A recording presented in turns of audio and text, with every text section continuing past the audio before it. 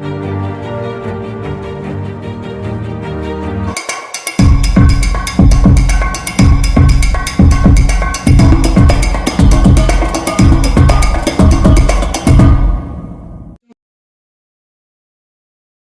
de dire comment je me porte, je voudrais tout simplement remercier le fait que vous me donnez une opportunité de m'adresser à mes compatriotes ainsi qu'aux autorités actuelles qui dirigent notre pays et leurs influenceurs.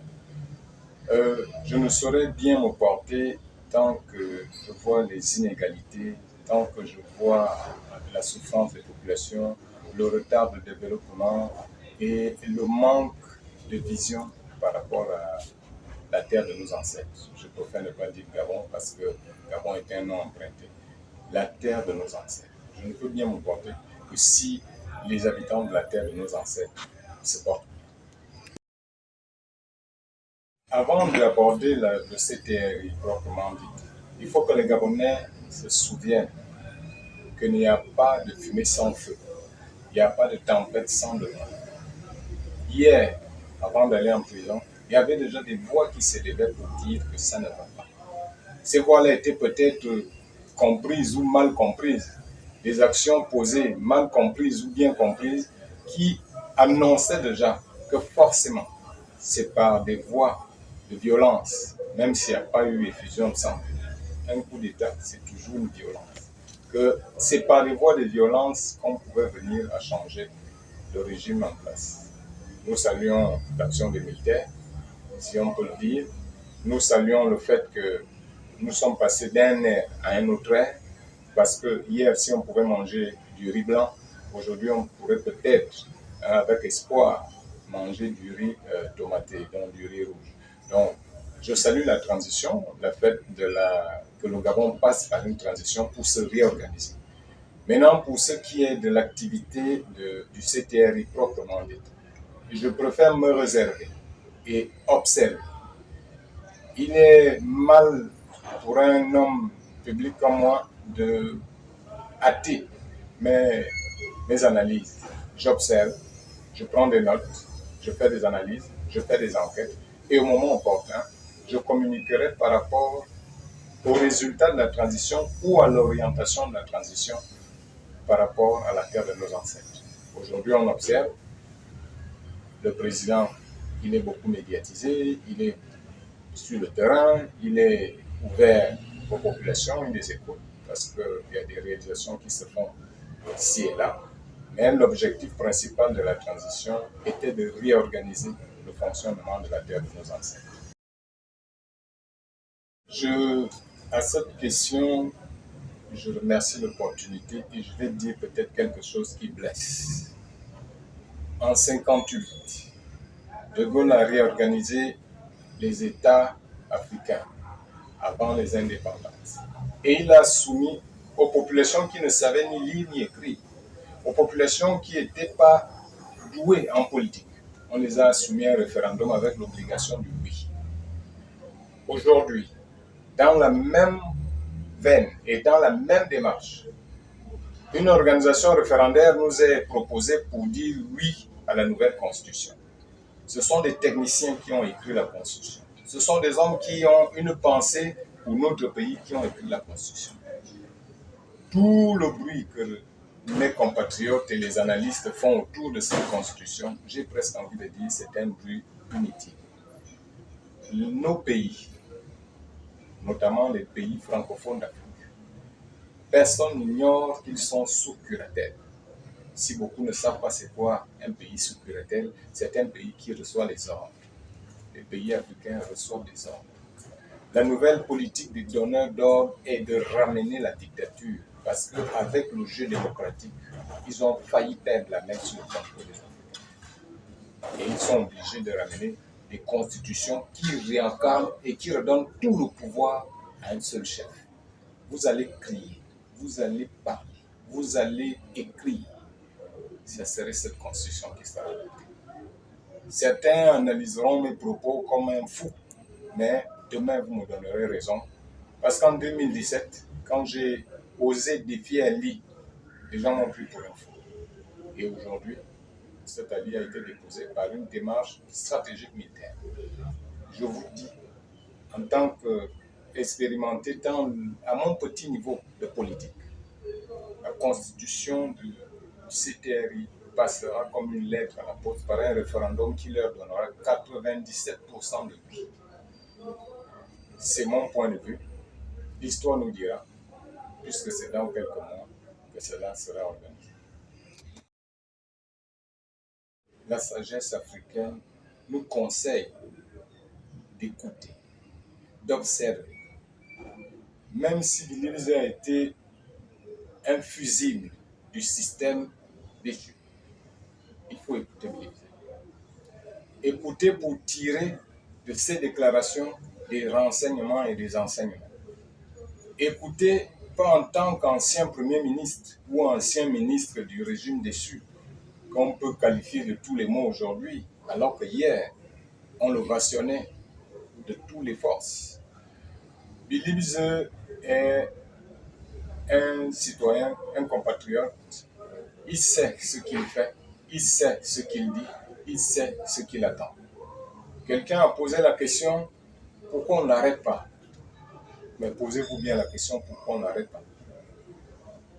Si c'était un tartampion quelconque qui faisait des déclarations avec démonstration à l'appui, vous pensez qu'on ne l'aurait pas déjà arrêté?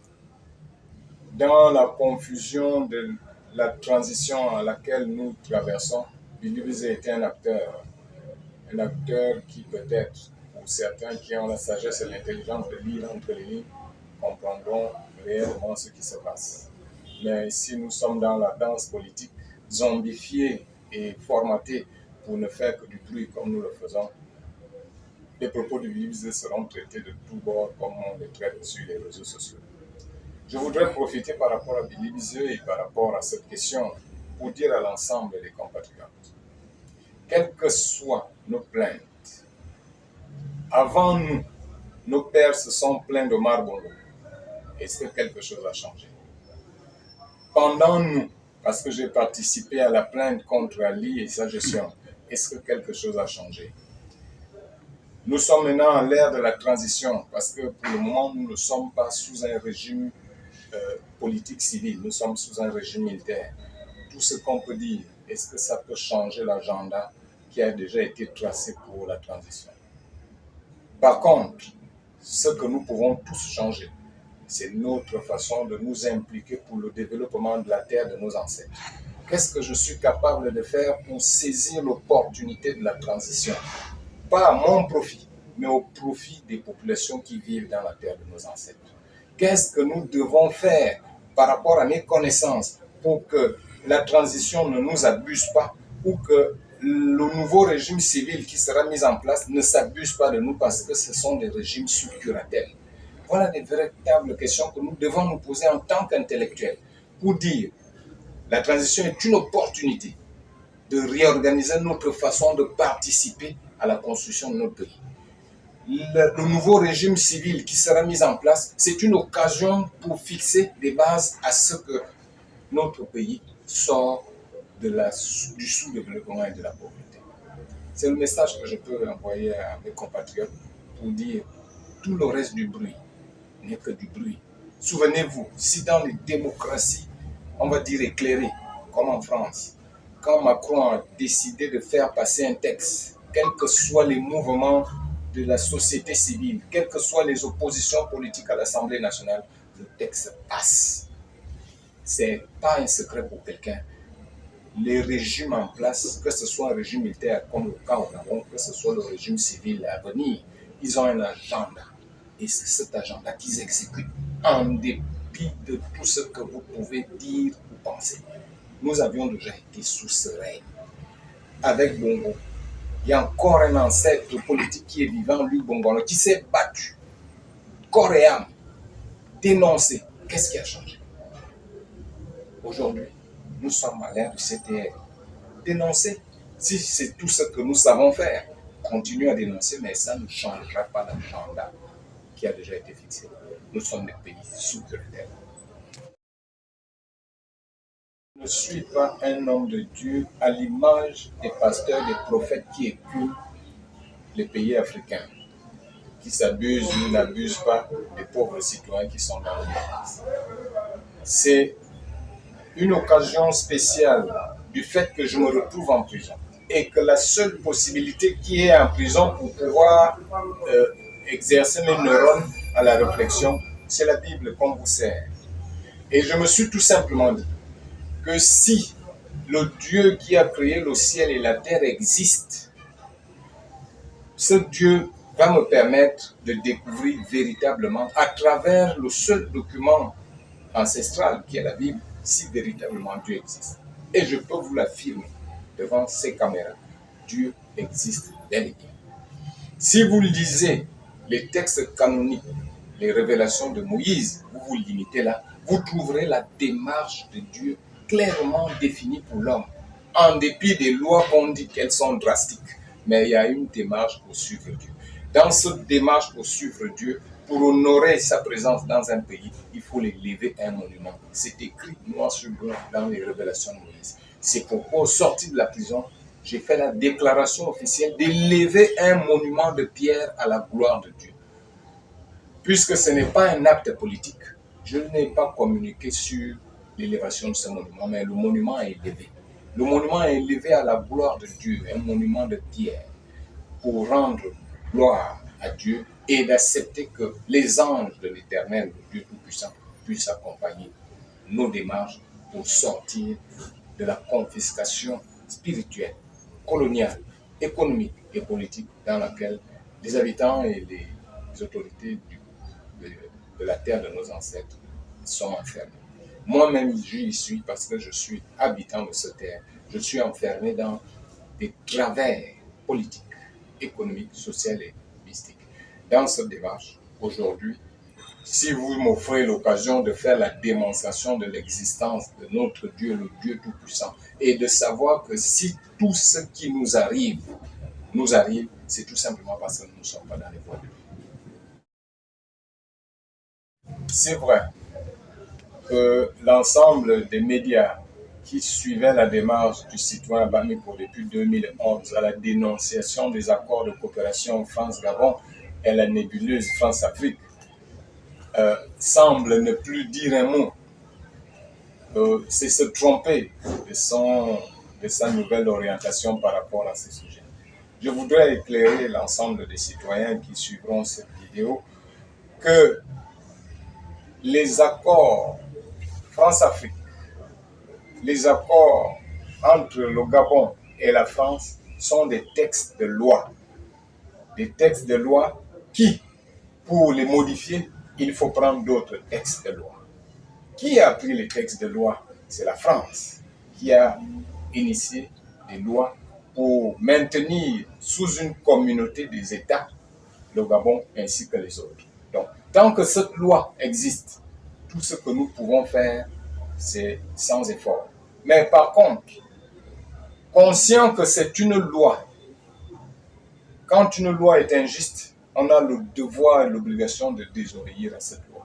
Mais comment désobéir à cette loi alors que nos chefs sont enfermés dans cette loi? C'est de se développer sans la contribution de ces donneurs d'ordre. Comment se développer sans la contribution de ces donneurs d'ordre? C'est penser comment gérer et organiser nos pays sans que l'influence de ces donneurs d'ordre vienne à nous. Je vais vous prendre un exemple. On veut faire une route, on est obligé de tendre la main. On veut construire un pont, on est obligé de tendre la main. On veut construire un hôpital, on est obligé de tendre la main. Tant qu'on tendra la main pour faire quelque chose, nous ne sortirons pas de ces accords. Et en plus, tous ceux qui m'ont précédé dans cette démarche sont 2 mètres sous terre. Parce que quand vous avancez jusqu'à leur faire peur, ils choisissent de vous éteindre. Un lion mort ne fait peur à personne. Si je suis un lion, je préfère un lion malin et trouver une démarche qui permettrait à ce que la terre de nos ancêtres se développe sans l'influence de ces donneurs d'ordre. Et c'est possible. Et c'est dans cette voie que je me suis inscrit. Ça fait 2 ans et 2 mois que je suis sorti de prison.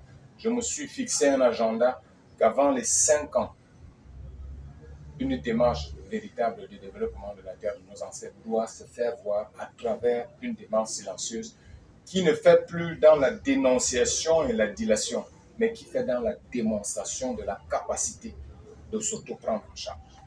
Voilà ma nouvelle démarche.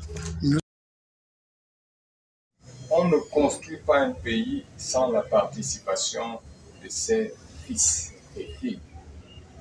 Mais nous allons quand même remarquer, comme je l'ai dit, nous manquons de sagesse, d'intelligence et d'analyse. Et l'absence de ces caractères font que hier, vous avez pu remarquer que ceux qui acclament Olivier Force aujourd'hui acclamaient Ali avec violence et détermination. À croire qu'entre le sommeil et l'éveil, on a tout oublié. Mais on n'a rien oublié. On n'a rien oublié. Souvenez-vous que le président du CTRI a dit qu'on n'ira pas chercher les gens en Mars pour pouvoir construire le Gabon. On fait avec ce qui se présente à nous. Mais c'est pourquoi je veux tout simplement dire à mes compatriotes, au lieu de trop prier, ayez le sens d'observation. Parce que le régime militaire actuel est composé de près de 80% des anciens éléments qui hier ovationnaient avec violence et détermination le régime allié. Mais c'est avec cela qu'on doit forcément faire. C'est pourquoi il faut attirer l'attention du président qu'au-delà de l'agenda qui nous a imposé en tant que pays sous curatelle, un agenda parallèle doit être dressé pour le bien de notre pays, la terre de nos ancêtres. Nous n'avons pas un autre pays. C'est ici que mon père est né, le père de mon père est né, et que mes enfants sont nés. Nous n'avons pas une autre terre. C'est la terre de nos ancêtres. Et c'est à nous de guyonner une démarche pour sortir des sentiers battus de la pauvreté et du sous-développement. Mon mot de fin va directement s'adresser d'abord aux populations gabonaises et au président du CTL, ainsi que tous ses collaborateurs qui l'accompagnent dans l'agenda qui a été tracé. Pour les populations gabonaises, notre niveau d'instruction, d'analyse et de compréhension de la situation de notre pays nous échappe. Et c'est pourquoi nous pouvons d'emblée verser dans la dilation et des propos sans fondement, parce que nous n'avons pas la capacité d'analyser et d'interpréter réellement les signaux qui nous sont donnés. Au président de la transition, s'il regarde ce document, je regarde droit dans les yeux parce que je sais que c'est un homme, c'est un militaire. Même si un agenda a été tracé, je pense que par la fibre patriotique nationale, par le fait que le sang qui coule dans vos veines est un sang de la terre de nos ancêtres, vous pouvez parallèlement à l'agenda qui a déjà été tracé, donner une nouvelle, un nouveau signal, donner une impulsion qui ne vous met pas en mal au donneur d'ordre, mais qui vous met en équilibre, parfait équilibre entre les donneurs d'ordre et les aspirations véritables de notre population. Ça ne sert à rien de jouer dans le buzz politique, parce que le buzz politique, nous le connaissons, il ne prospère pas. Ça ne sert à rien dans des promesses et des engagements qui ne peuvent pas tenir, mais une démarche véritable qui, comme une fourmilière qui construit sa résidence, c'est avec du sable, des grains de sable et la poudre de ciment qu'on construit les immeubles. C'est avec une démarche de sagesse et d'intelligence que nous pouvons sortir de la confiscation de nos États africains, la confiscation du Gabon par rapport aux donneurs d'ordre. Tous, nous savons que notre pays est un pays sous curatelle. La France contrôle à près de 80% de tout ce que nous faisons. Vous avez la responsabilité de conduire le pays. Même s'il y a un agenda tracé, vous pouvez tracer un autre agenda parallèle